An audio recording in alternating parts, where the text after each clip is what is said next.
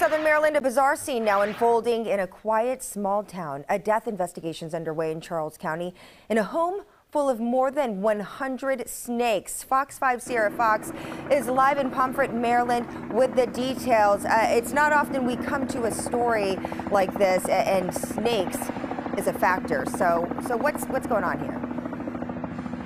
Angie, this is definitely unusual. Last night around 6 in the evening, a neighbor called the Charles County Sheriff's Office after finding a man dead inside this home. Now, when deputies arrived here, they also discovered more than 100 venomous and non-venomous snakes. Yes, you heard that right. More than 100 venomous and non-venomous snakes. Right now, there are experts here from Virginia and North Carolina to assist animal control to document the different breeds before figuring out where to move them. I think it's definitely scary for people to hear about how many snakes there are and what kind. I also think that there's relief in knowing that now that animal control is involved, experts are here, the situation's under control and the scene is contained. Neighbors feel safe. They're just grieving.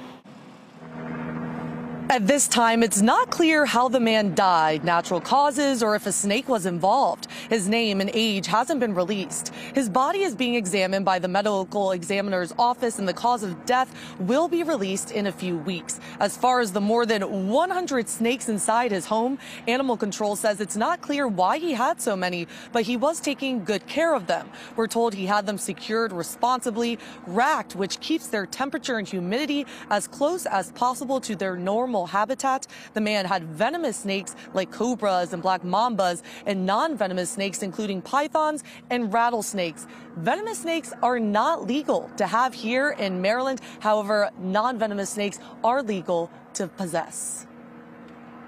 Well, Sia, is there any danger though to the community? What are they saying about that? Because 100 snakes, I mean, those are the ones they found inside the house. That's not something that we hear about, as you mentioned, every day. It's very unusual.